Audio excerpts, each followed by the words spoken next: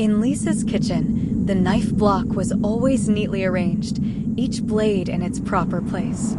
One evening, she heard faint whispers coming from the block, soft and unintelligible.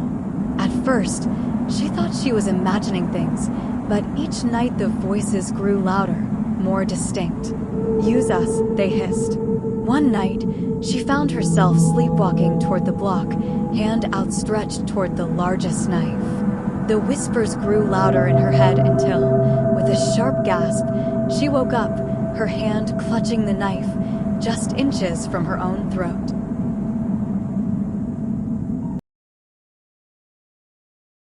An old cookbook sat on Hannah's kitchen shelf, a relic passed down from her grandmother. It was filled with recipes she had never tried, until one cold night, she found a recipe tucked in the back, written in a shaky, almost illegible hand.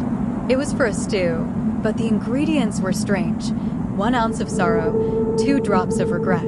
Intrigued, she followed the instructions.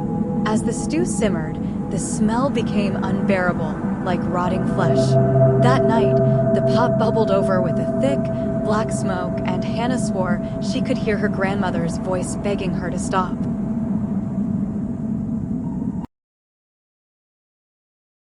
After moving into his new apartment, Greg noticed something strange about the fridge. It would hum and groan in the middle of the night, much louder than any fridge should.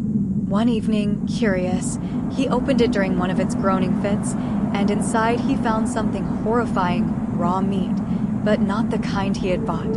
It pulsed and twitched as if alive, veins crawling over its surface. He slammed the door shut, but the next morning, all the food in the fridge was gone, replaced with more of the grotesque, twitching meat.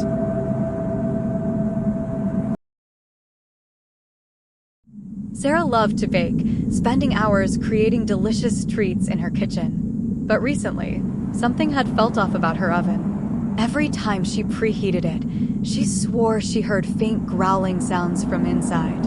One day, while baking a pie, she opened the oven to check on it, and the pie was gone, replaced by a charred, skeletal hand reaching out from the dark interior. She slammed the door shut, but the hand pounded against the glass, clawing to escape. Now, every time she bakes, she hears scratching and growling, waiting for her to open the door again.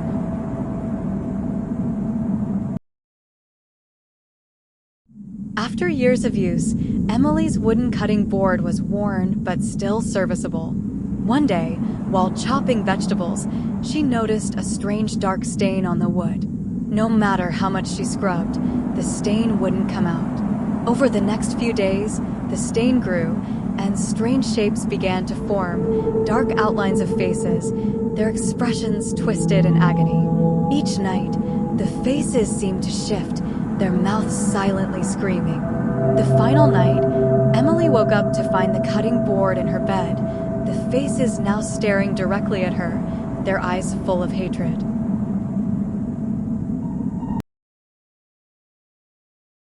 Jenna had always prided herself on keeping her kitchen spotless, but lately, her kitchen faucet had been acting up. It would drip constantly, no matter how tightly she turned it off.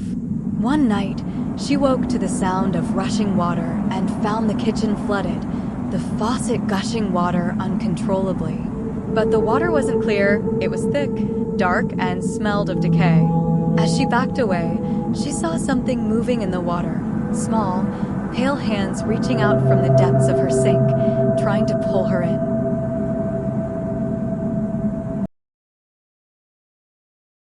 Dan loved using his stand mixer to bake bread, but one day, it started turning on by itself.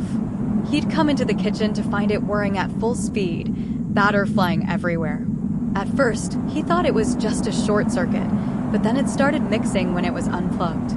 One night, it began to stir on its own, even though nothing was in the bowl. Dan approached it cautiously, but the beater attachment suddenly snapped toward him, almost like it was lunging at his hand. Now, he keeps it locked in a cabinet, but every night, he hears it spinning, trying to escape.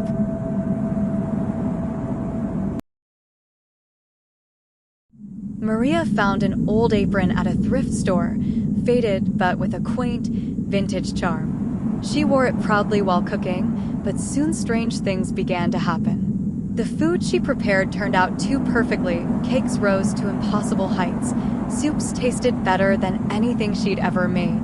But with each meal, she felt more drained, as if the apron was siphoning her energy. One evening, she tried to take the apron off, but it wouldn't budge.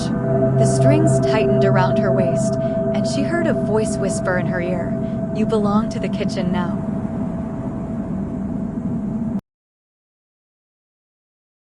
Late at night, when the house was quiet, Sophie would hear faint scratching sounds coming from behind the kitchen cabinets. At first, she thought it was mice, but then she started seeing something, a pair of glowing eyes watching her from the cracks in the cabinet doors. No matter how quickly she turned her head, the eyes were always there, blinking slowly. One night, the cabinet doors swung open on their own, revealing a small, shadowy figure crouched inside, its eyes locked on hers. She slammed the doors shut, but now she feels it watching her every time she steps into the kitchen.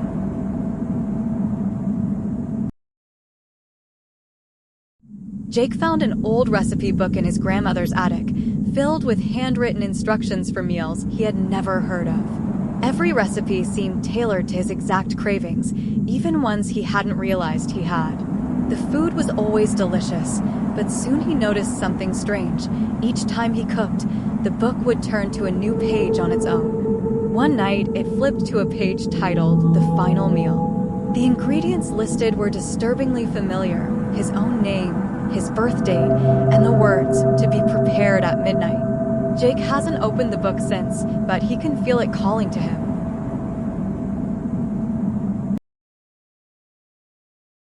Sarah received a mysterious invitation to a party at a mansion she had never heard of. The invitation was elegantly written, but with no return address. Curiosity got the better of her, and she decided to attend. When she arrived, the house was grand, but eerily empty. As the night went on, she noticed something strange. None of the guests seemed to blink or speak. It wasn't until midnight that she realized the truth. She was the only living person at the party. The other guests were ghosts, and now she was their newest addition.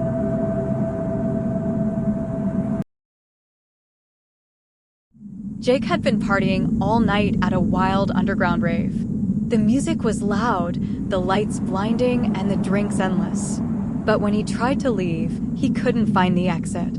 No matter which door he took, it led him back to the same crowded room. Hours turned into days, and no one seemed to notice him. As he grew desperate, he realized that the other partygoers had been stuck there for years, dancing to music that never stopped, trapped in a never-ending loop.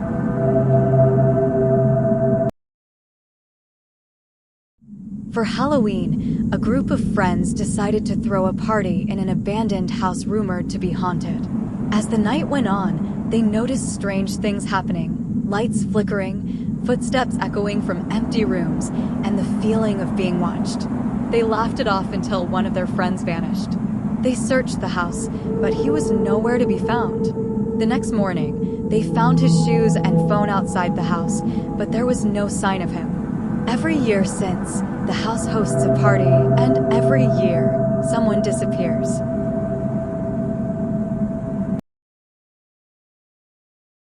Olivia attended a lavish masked ball in an old estate where every guest wore intricate masks. The night was magical, but as midnight approached, Olivia noticed that some of the guests' masks looked disturbingly real, too real. When she tried to leave, one of the masked figures grabbed her and whispered, "You can't leave. You're one of us now." She ripped the mask off her face, only to find that it had fused to her skin. The more she pulled, the more it hurt, until she realized it was no longer a mask, but her new face.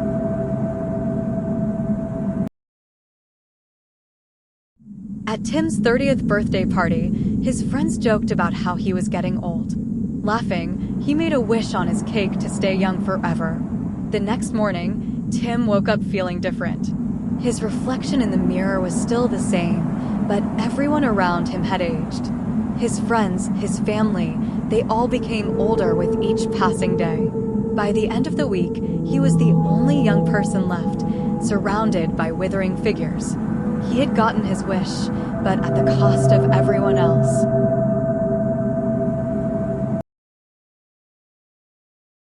Mia threw a party for her friends, but as the night went on, she noticed someone she didn't recognize, a man standing in the corner, watching silently. When she asked her friends about him, none of them had invited him, and no one knew who he was. Every time she looked away, the man seemed to get closer, his expression growing darker. By the end of the night, he was gone, but his presence left an unsettling feeling. Days later, she found a photograph from the party, and there he was, standing right behind her.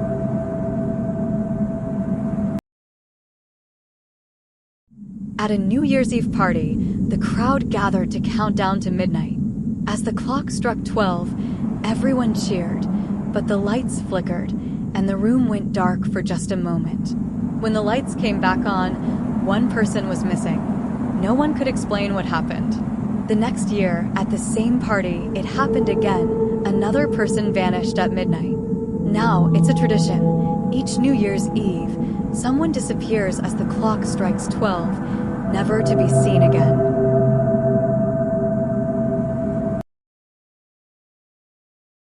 At a college party, there was a giant punch bowl filled with a strange, glowing liquid that everyone was eager to try. As people drank, they became more energetic, more reckless, as if the punch gave them unnatural energy. But soon, the mood shifted. Those who drank started to act aggressively, their eyes wild and their movements jerky. By the end of the night, the party had turned into chaos, with people attacking each other in a frenzy. The next morning, the house was empty, except for the punch bowl, still full and glowing eerily.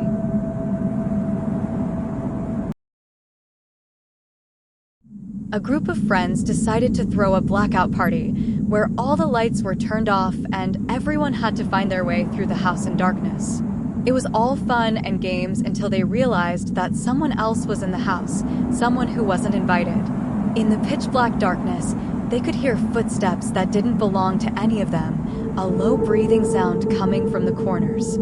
As they frantically searched for the lights, one by one, they started disappearing, their screams swallowed by the dark.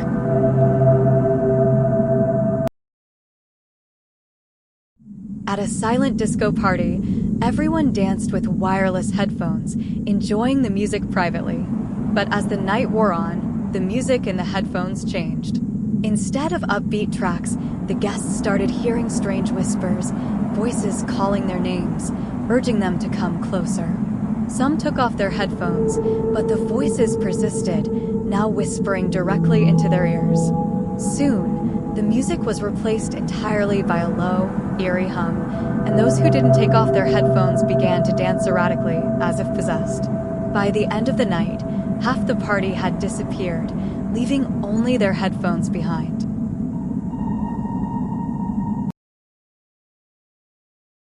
One night, Alex ordered takeout from a small, unknown noodle shop he found online. The noodles arrived piping hot, but no matter how much he ate, the bowl never emptied.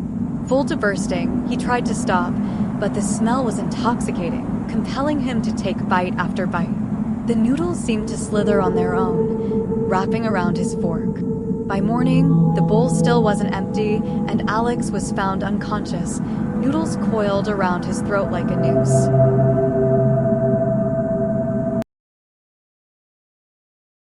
Lena loved to cook, always on the hunt for new recipes. One day, she stumbled upon an old, handwritten noodle recipe in a dusty cookbook at a thrift store.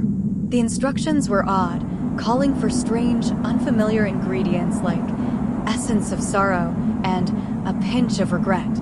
After cooking the dish, she found that the noodles tasted amazing, but as she ate, her reflection in the kitchen window started to change. Her face twisted, her eyes grew hollow, and the more she ate, the more she saw herself becoming something monstrous.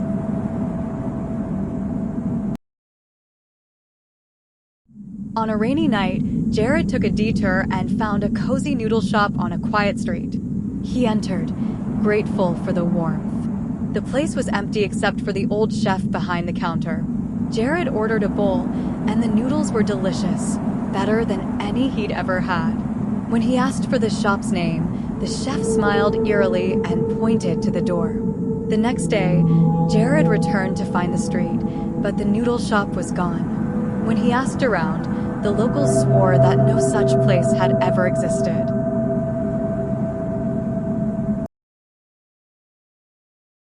Mara was preparing a late-night bowl of instant noodles when she heard faint whispers coming from the pot. At first, she thought it was the sound of the water boiling, but the whispers grew clearer. "Eat me." Confused, she drained the noodles and sat down to eat. With every bite, the whispers became louder, and soon they were screaming.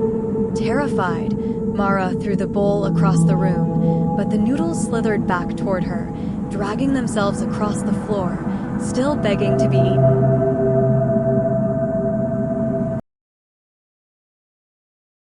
After trying a new ramen shop in town, Chris noticed something strange about the noodles. They seemed to move on their own, twitching slightly on his plate. Thinking it was just his imagination, he ate them anyway. That night, he felt something crawling inside him. He rushed to the bathroom and retched, only to see the noodles he had eaten writhing in the toilet bowl, still alive. Horrified, he tried to pull them out of his throat, but they kept multiplying, winding tighter and tighter around his insides.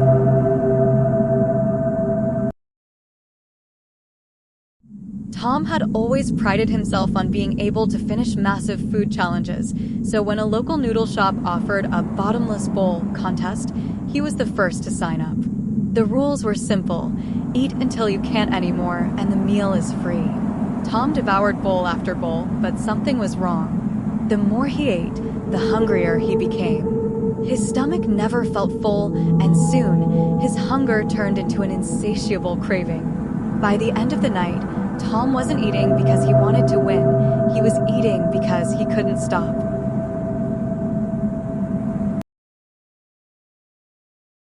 Nina was making noodle soup one evening when she noticed something odd about the broth. As she stirred, an image formed on the surface, a human face. It was blurry at first, but as she continued to cook, the face became clearer, staring up at her with hollow eyes. Horrified, she dumped the soup down the drain. The next night, when she made noodles again, the face returned, this time whispering her name. Nina hasn't cooked noodles since, but she can still feel the eyes watching her every time she steps into the kitchen.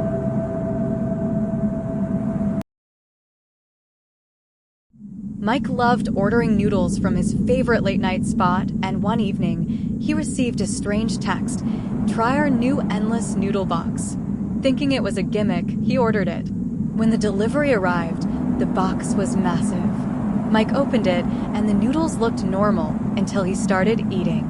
The more he ate, the more noodles appeared, spilling over the edges of the box, filling his table, then the floor. Soon, they were pouring out of the house, suffocating him as they coiled around his body. The noodles never stopped.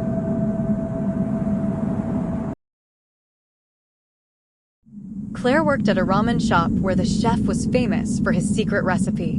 One night, she stayed late and saw the chef add something strange to the broth, a small, dark vial labeled Life Essence. Curiosity got the best of her, and she stole a bottle to use at home. When she added it to her own noodles, they tasted otherworldly. But that night, she woke up feeling drained, weak, like something had been taken from her. Over the next few days, her skin turned pale, her eyes sunken, and her reflection disappeared completely.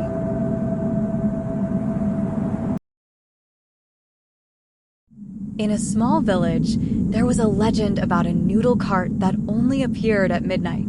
The noodles were said to be the best anyone had ever tasted, but there was a catch: you could only eat them if you were invited. One night, Liam stumbled upon the cart and, without an invitation, decided to try a bowl.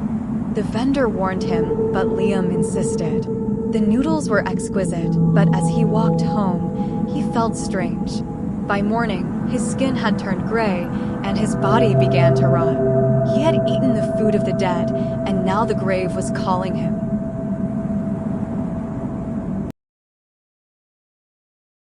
Ben loved playing retro video games, especially old RPGs. One day, he found a strange cartridge at a flea market. The game had no label, but when he plugged it into his console, it started up with a title screen that simply read, "Play Me." As he played, the NPCs in the game began addressing him by his real name, asking questions about his life. Then, one of the characters said, "I can see you." Ben froze as his character turned and stared directly out of the screen. From that moment on, every time he looked away, the character was waiting on the screen, eyes following his every move.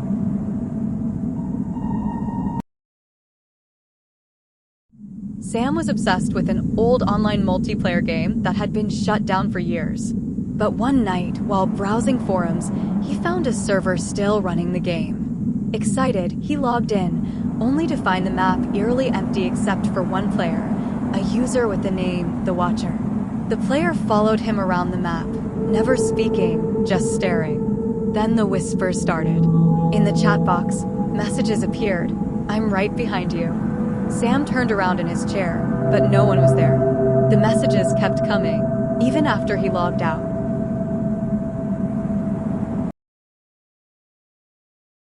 In an old arcade, rumors spread about a secret level in an outdated platformer game. If you could reach level 256, something strange would happen. Mark, a skilled gamer, finally managed to break through.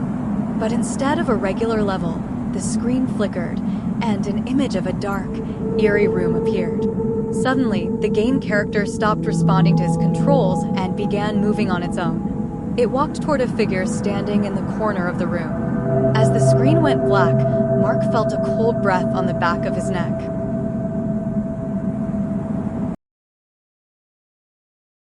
Lily got a new VR headset for her birthday, excited to immerse herself in a new world. She downloaded a horror game known for its realism. The game began normally, but after a while, she started feeling genuinely trapped. She tried to remove the headset, but it wouldn't come off. Panicking, she realized her movements in real life didn't match the game anymore.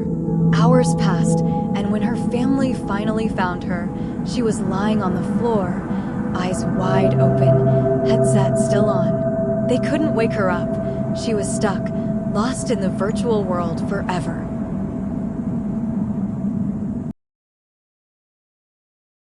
Jake was an avid RPG player, meticulously leveling up his character in an old fantasy game. One day, when he loaded his save file, he noticed something odd. His character's stats were maxed out, but he hadn't done anything to make it happen. Stranger still, NPCs in the game began acting weird. Some started screaming, while others just stood motionless. When he tried to leave the game, his screen flashed with the words, "You can't escape now." That night, Jake heard the same screams from his game echoing through his house.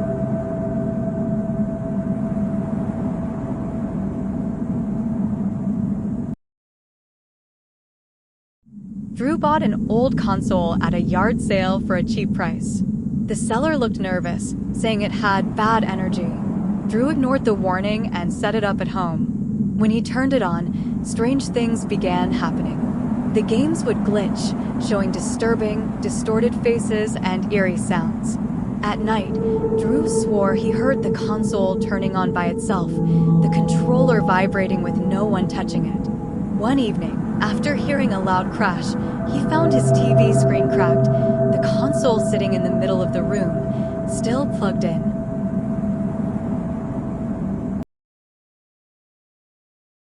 While playing an open-world adventure game, Max noticed an NPC that wasn't part of the main storyline. The character would appear in random locations, staring at him. Curious, Max approached the NPC, and it suddenly spoke, "You shouldn't be here." From that point, the NPC appeared more frequently, often in places he shouldn't be able to reach. The last time Max encountered him, the NPC whispered, "I'm coming to you now." A knock echoed at Max's door. When he opened it, no one was there, except for a small note. "See you in the game."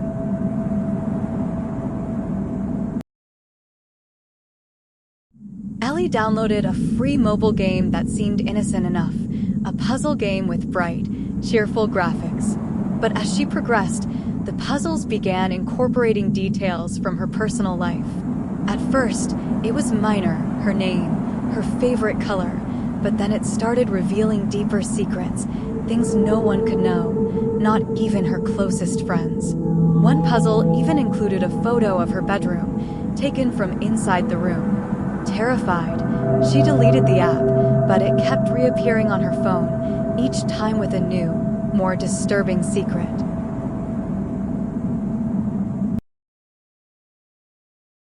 There was a rumor about an arcade that only appeared at night.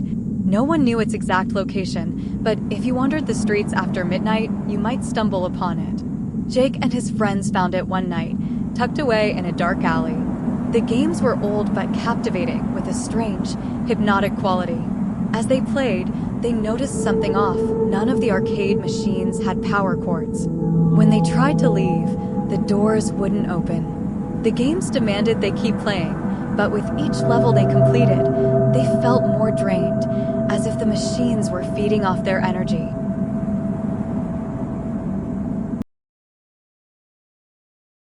Chris found a strange game disc at a thrift store, labeled only with the words "Do not play."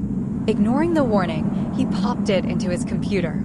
The game was a simple platformer, but with each level, the background became more distorted, with disturbing images flickering in and out. At one point, a pixelated figure appeared on the screen, staring at him. It seemed to glitch out of the game, its face stretching across his monitor. Suddenly, his computer crashed, but the figure remained, now staring at him from the reflection in his blank screen.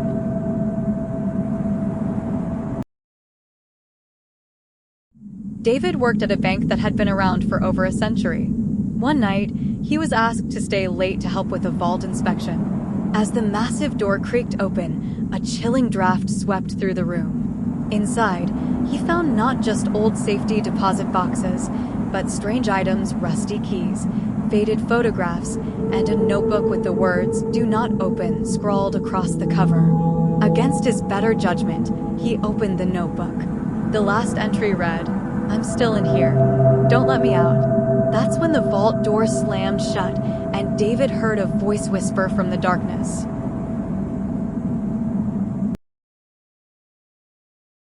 Mia noticed something strange during her visits to the local bank. Every time she entered, the same teller, a pale, quiet woman, helped her. One day, she mentioned the teller to a friend who worked there. The friend gave her a puzzled look and said, "We don't have anyone by that description working here." Confused, Mia returned to the bank, but the teller was gone. The next time she asked about the woman, the bank manager showed her a photo from decades ago. The teller had worked there once, but she died in a robbery 30 years earlier.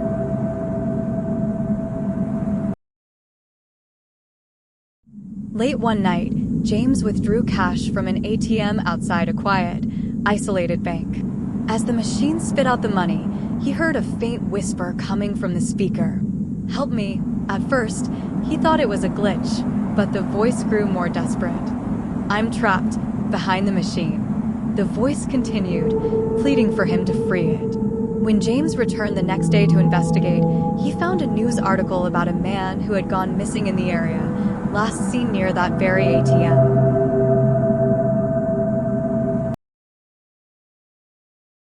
Olivia rented a safe deposit box to store some family heirlooms.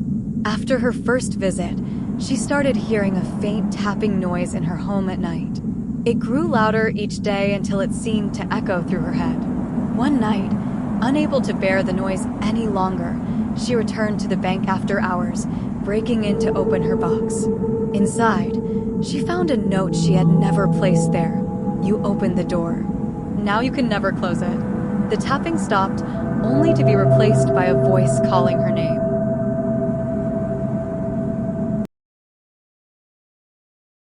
One morning, Sarah entered the bank to withdraw money, but something was off.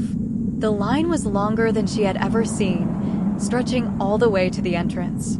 She stood in line, waiting for hours, but no one moved forward. People around her began murmuring that they had been waiting for days.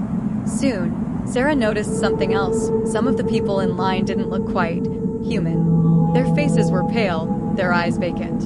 When she finally reached the front, the teller said, "Welcome. You've been here longer than you think."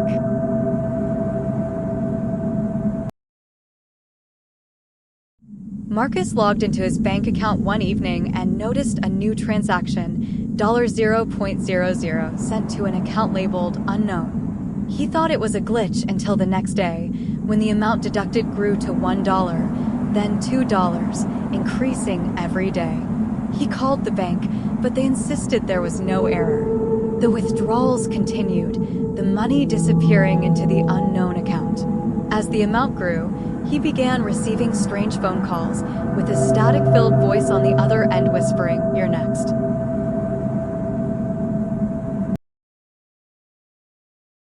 While traveling in a small town, Lucas stumbled upon an old, decrepit bank with boarded-up windows. Inside, it looked as though it had been abandoned for decades. Curious, he approached the teller, an unnaturally stiff man who offered to open an account for him. Lucas declined and left, but when he checked his phone, a new app had appeared, the Forgotten Bank. His savings had been transferred to an account in the mysterious bank, and no matter what he did, he couldn't get his money back.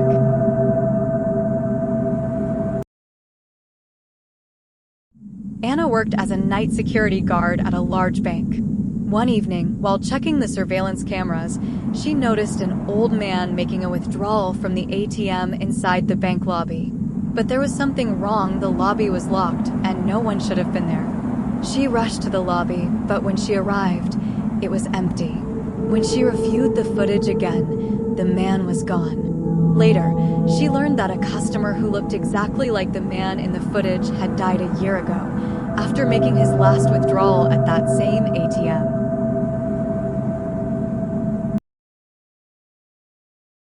John received a letter from his bank about an account he didn't remember opening. The balance was substantial, and the account had been dormant for years. When he visited the bank to close it, the teller looked at him with a strange expression. "This account was opened over 50 years ago, but under your name." Confused, John requested the account details. Inside the file was a photograph of him, looking exactly as he did now, standing in front of the same bank, dated 1969.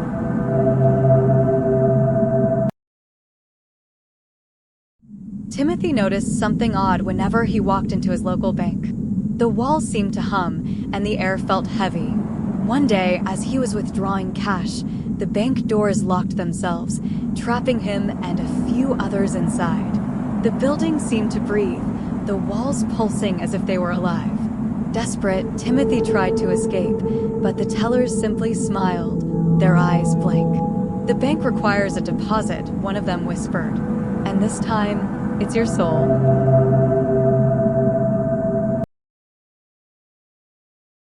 Sarah swiped right on a guy who seemed perfect.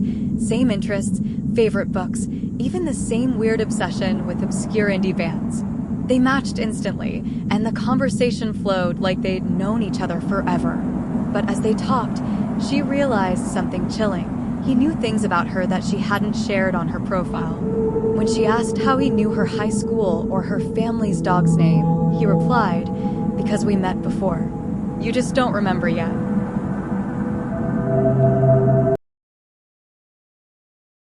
Alex was scrolling through Tinder late one night when he came across a profile that seemed off. The bio was a simple message, "Help me." Curious, he swiped right and matched. The person immediately messaged him, saying they were trapped in a place that felt dark and cold. Alex assumed it was some kind of prank until he looked up the name and found an obituary from 2 years ago. Same name, same photo.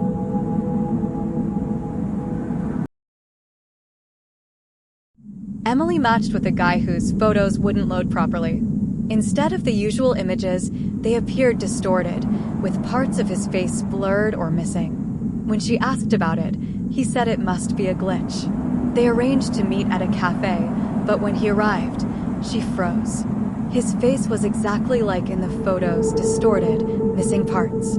He smiled and whispered, "I told you it was a glitch."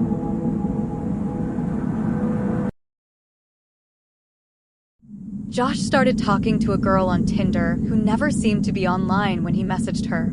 Their chats were always delayed, and she never responded immediately. One day, they planned to meet up, but she didn't show. Frustrated, he called her, but the number was disconnected. When he looked at her profile again, he noticed something terrifying. Her last seen status was set to 10 years ago.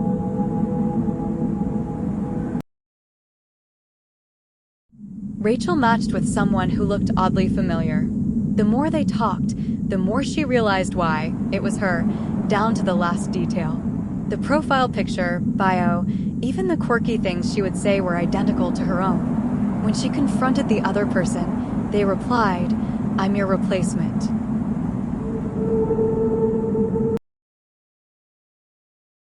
Kyle was excited to meet his Tinder date, who had seemed perfect during their chats.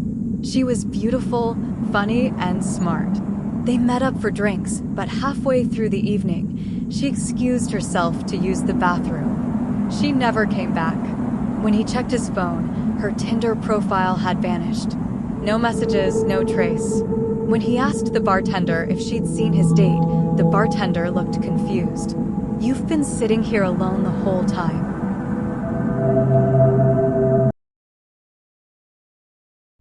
Laura had been chatting with a guy on Tinder for a few days. One night, while scrolling through his pictures, she noticed something strange. One of his photos had changed. The picture that had shown him smiling in a park now showed him standing outside her apartment building. When she looked out her window, he was standing there, staring up at her window.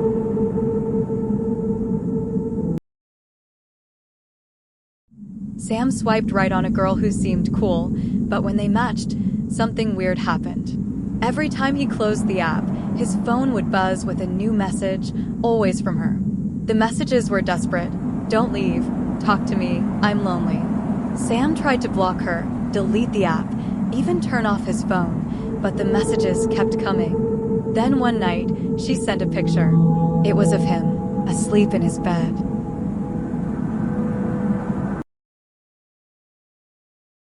Kelly matched with someone who had no bio and only one picture of a mirror. She swiped right out of curiosity, and they matched. The person sent her a message, "Look in your mirror." Confused, she glanced at the mirror in her bedroom. She gasped when she saw a face staring back at her from the reflection. It wasn't hers. It was the face from the Tinder profile.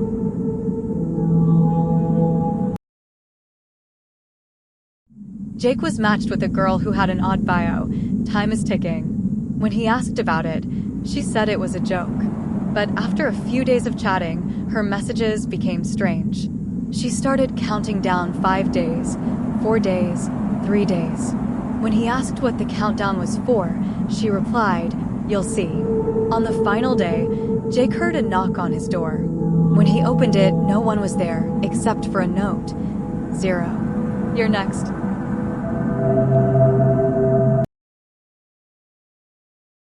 Dan received a credit card offer in the mail with an unusual tagline, "No limit, ever."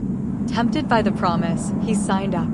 At first, it was amazing. He could buy anything, and the balance never seemed to increase. But then the bills started coming.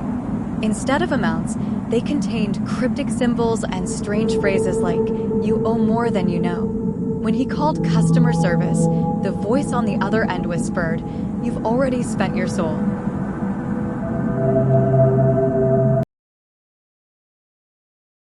Lena found a sleek, black credit card in her mailbox with no identifying information, just her name printed on the front. Curious, she used it for a small purchase. The next day, the same amount was credited to her bank account, like a refund. Thinking she'd stumbled on a glitch, she started using it more. But with each purchase, strange things happened. People around her began to vanish, her cashier, her neighbors, even her family. The card's balance was always 0, but Lena was left utterly alone.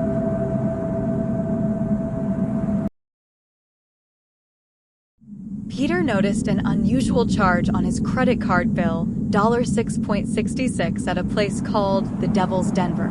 He had no memory of visiting such a place, and when he Googled it, no results came up. He called his credit card company to dispute the charge, but the representative only said, "You've been there. You just don't remember." That night, Peter dreamed of a dark, smoky bar where everyone stared at him with hollow eyes. The next morning, the charge had multiplied.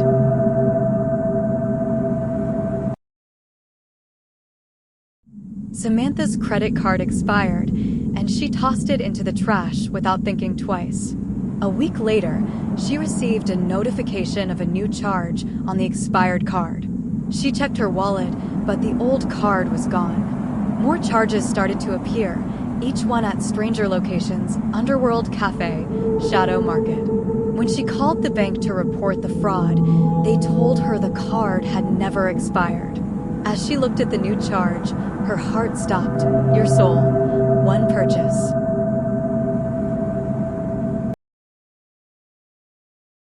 Tom had never used his credit card, preferring to pay with cash. But one day, he got an alert. He was thousands of dollars in debt. He checked the statement, which was filled with purchases he hadn't made. Tickets to places he'd never heard of, like Eternal Abyss Travel and Portal Passage. When he called the credit card company to resolve it, the representative said, "We've already taken what's owed."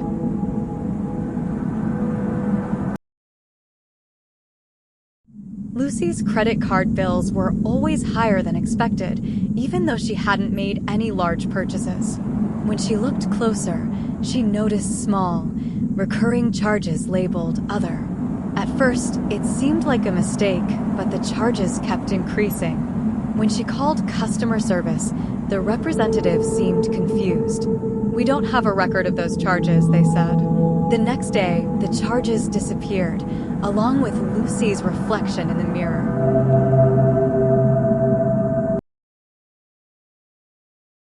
Matt got a call from a debt collector about a credit card he'd never owned.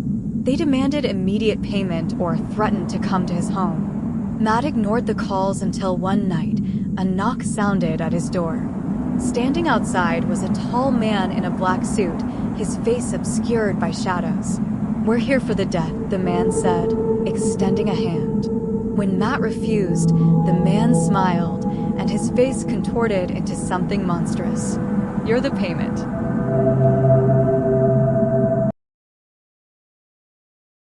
Jenny was diligent about paying her credit card bills, but no matter how much she paid, the balance wouldn't go down. It seemed to grow larger with every payment.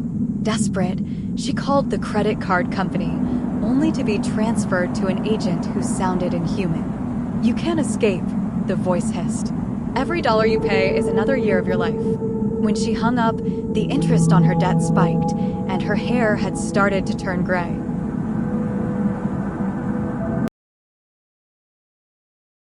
Brian found a credit card lying in the street, and though he knew it was wrong, he used it to make a few small purchases.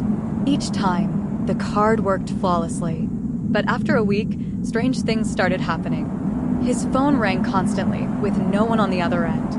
Mysterious figures stood outside his window at night.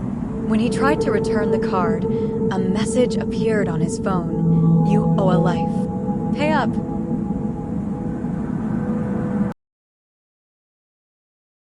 Emma applied for a credit card online and was approved instantly, receiving a physical card in the mail. But when she tried to use it, the machine would reject it every time, flashing a message, "Not authorized." Frustrated, she contacted customer service, who told her that no such account existed. Yet, every night, she received texts from an unknown number detailing her every move, where she went, what she did, and what she wanted to buy. Each message ended with, "Use the card."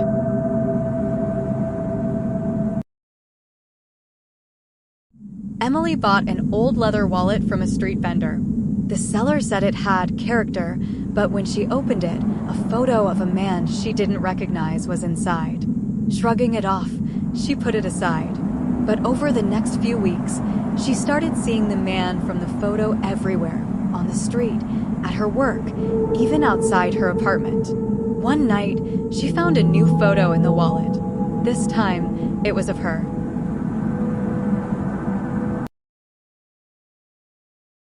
Alex dropped his wallet in a busy train station and scrambled to pick it up. When he opened it, everything was there, except his ID. Figuring he lost it, he didn't think much of it, until the next morning when more items started disappearing. First his credit cards, then his cash. By the end of the week, the wallet was completely empty, but something new had appeared, a stranger's ID with Alex's face on it.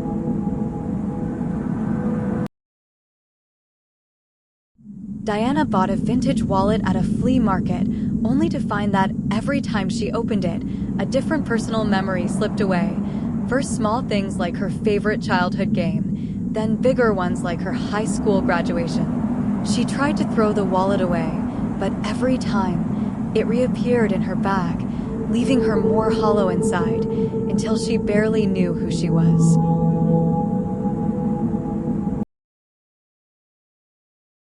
Nick found an elegant wallet that seemed to match his style perfectly. But after a few days of carrying it, he noticed something disturbing. The more he used the wallet, the hungrier it made him feel. No matter how much he ate, his hunger grew. Eventually, he opened the wallet and found a gaping, tooth-lined maw where the cash compartment used to be. The hunger wasn't his, it was the wallet's.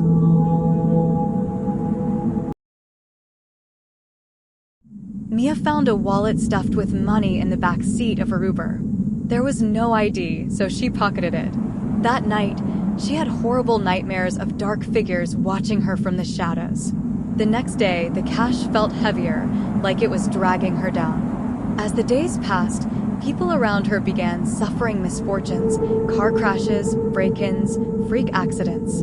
The only common thread? They had all touched the cursed money in her new wallet.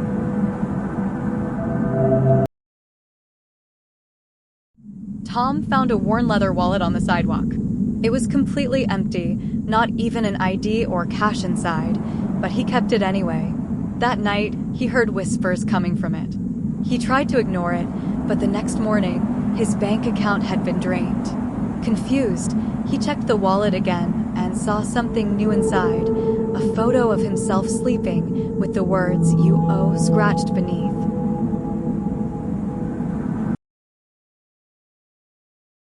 Sarah picked up a wallet someone left at the cafe where she worked.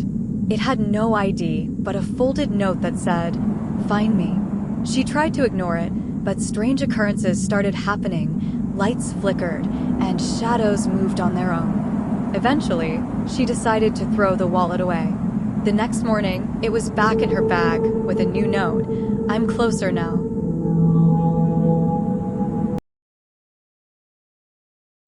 Jason was broke until he found a wallet with cash more than he'd ever seen. No ID, no cards, just money.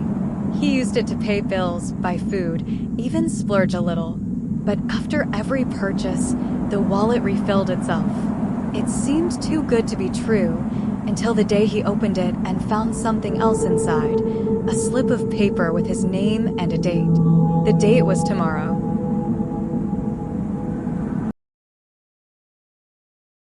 Lily borrowed her friend's wallet when hers was stolen, just until she could get a new one.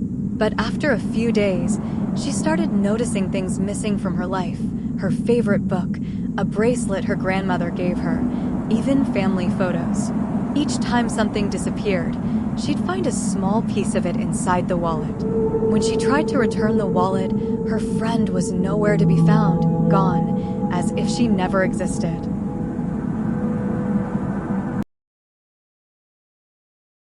Mark found a stylish wallet in an old thrift shop, deciding it was a steal. But something about it felt off. One night, he left it on his nightstand and woke up to the sensation of being watched. The next morning, he found a small glass eye embedded in the wallet's lining, staring up at him. Every day, the eye would shift, focusing on different parts of the room, until it finally stared directly into his soul.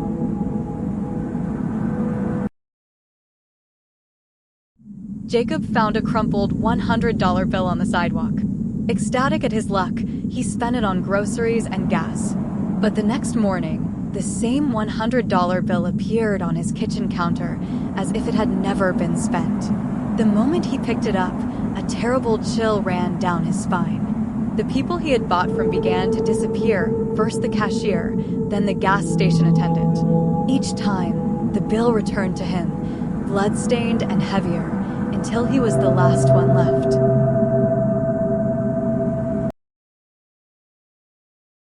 Claire loved collecting rare coins. One day, she found an ancient coin at a flea market that seemed too good to be true. It was heavy and tarnished, but the vendor assured her it had a dark history.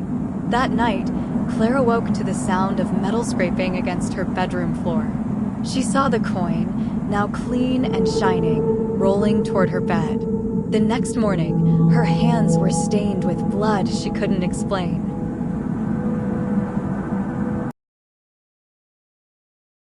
Eddie stumbled upon an old wallet stuffed with cash more than he had ever seen. Every time he spent the money, the wallet magically refilled itself. At first, it seemed like a dream come true, but after a while, he started feeling a deep unease. People around him began getting sick. His friends and family suffered accidents. Each dollar spent seemed to sap the life from someone close to him. The wallet may have been endless, but Eddie realized too late that life was not.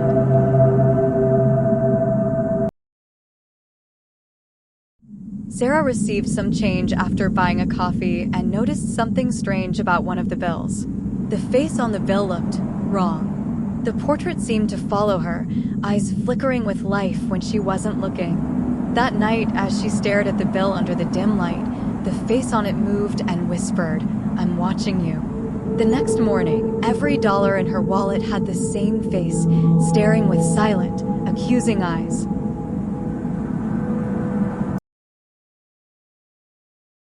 Marcus had been evading his debt for months, refusing to answer calls from collectors. But one evening, a letter arrived, addressed to him in red ink, payment due. Now, that night, a shadowy figure appeared at his door. The man had no face, only a void where it should have been. "Time to pay," the figure whispered. The next morning, Marcus was found with every bone in his body shattered, but his debt was marked as paid in full.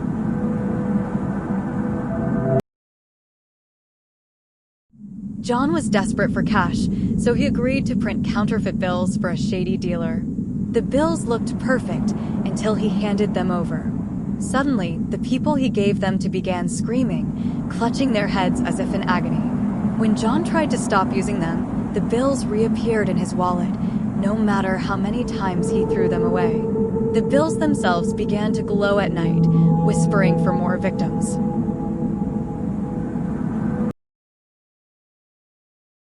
Riley had never been lucky, but one day, she scratched off a lottery ticket and won the grand prize, $1 million. Elated, she called the lottery office to claim her prize. But when she arrived, the office was deserted, filled only with dusty furniture and old papers. Then her phone rang. "You've claimed more than just money," a voice said. The next day, Riley's friends started disappearing, replaced by faceless strangers who watched her with cold, empty eyes.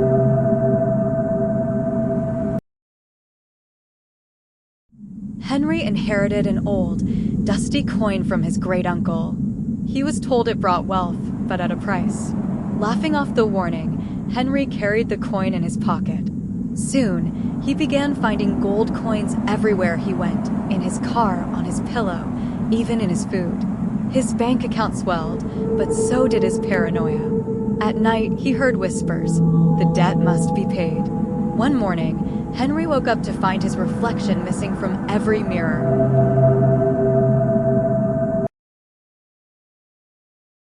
Megan found an unmarked envelope stuffed with cash in her mailbox. At first, she used it cautiously, but nothing bad happened. However, the more she spent, the more she noticed that people were starting to ignore her. First, it was her neighbors, then her friends. Eventually, even her own family couldn't see or hear her. One day, she looked in the mirror and saw nothing. She had spent her fortune and her existence.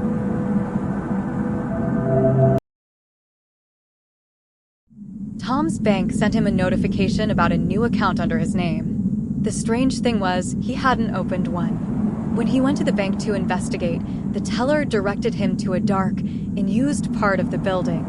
There, an ancient vault door creaked open, revealing stacks of old, blood-stained money. "You've made a deposit in our otherworldly branch," the teller said with a smile. "Now it's time to withdraw your soul."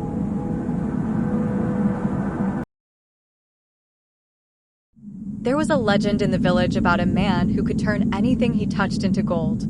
One night, Sam found a golden statue hidden in the woods, clutching a note. "It's not a blessing, it's a curse." He pocketed it, thinking of the fortune it could bring. But as days passed, his skin began to harden, turning a sickly golden hue. No matter how hard he tried, he couldn't stop the transformation. Soon, his entire body was gold, frozen forever.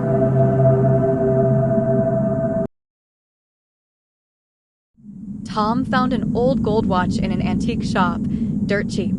Every time he checked the time, the hands seemed to slow, almost as if they were dragging. That night, he dreamt of endless ticking, drowning in golden sand.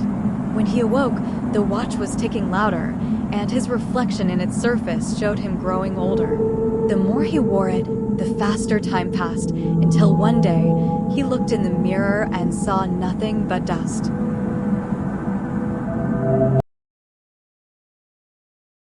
Lisa worked in a museum and one day stumbled upon an exhibit closed to the public, a coffin made entirely of gold. There was no sign explaining its origin, only a placard that read, "Do not open." Curiosity got the best of her. When she cracked it open, a gust of cold air hit her, and inside lay a man made of solid gold. That night, she dreamt of gold pouring over her skin, suffocating her. When she woke up, her hands were covered in shimmering dust. The man had disappeared.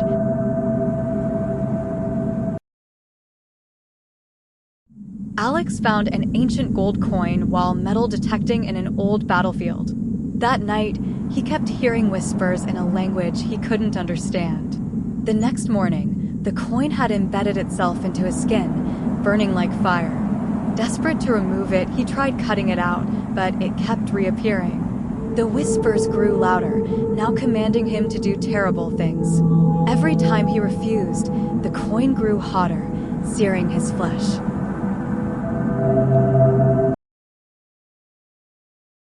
A wealthy merchant known for his obsession with gold mysteriously vanished. Years later, a group of explorers found his abandoned mansion filled with piles of gold. One explorer pocketed a golden necklace, but that night, he felt something crawling under his skin. His flesh began to peel away, revealing solid gold underneath. He screamed as he realized the merchant hadn't disappeared. He had been consumed by his own greed, his body turning into the very gold he had worshipped.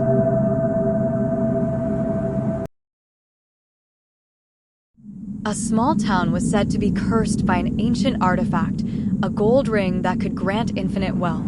Nathan found it hidden in the attic of his new home and quickly became rich beyond his wildest dreams. But soon, everything he touched, his furniture, his car, even his food, turned to gold. One night, as he kissed his wife, she turned to solid gold in his arms, forever frozen with a look of terror on her face.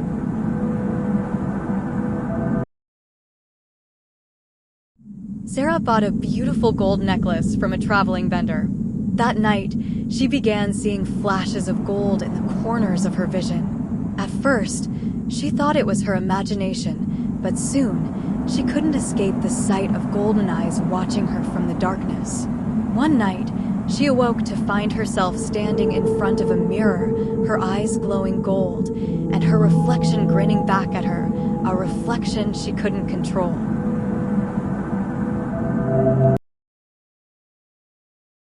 Jake was fascinated by a set of gold teeth he found in an old pawn shop. He wore them as a joke, but after a while, His real teeth began to rot, falling out one by one. The more he wore the gold teeth, the worse the pain grew. When he tried to remove them, they wouldn't budge. It was then that he noticed something horrifying. The teeth weren't just in his mouth. They were growing, spreading like roots, sinking deeper into his gums, his jaw, his bones.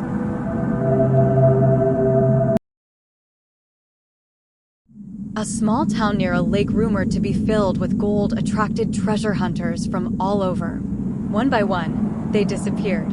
Curiosity got the best of a young man named Peter, who ventured out one night to find the gold. What he found was a shimmering lake that seemed to beckon him closer. As he waded in, his legs became heavy, sinking into the golden water. He screamed as his body turned to solid gold, sinking into the depths to join the others, trapped forever beneath the surface.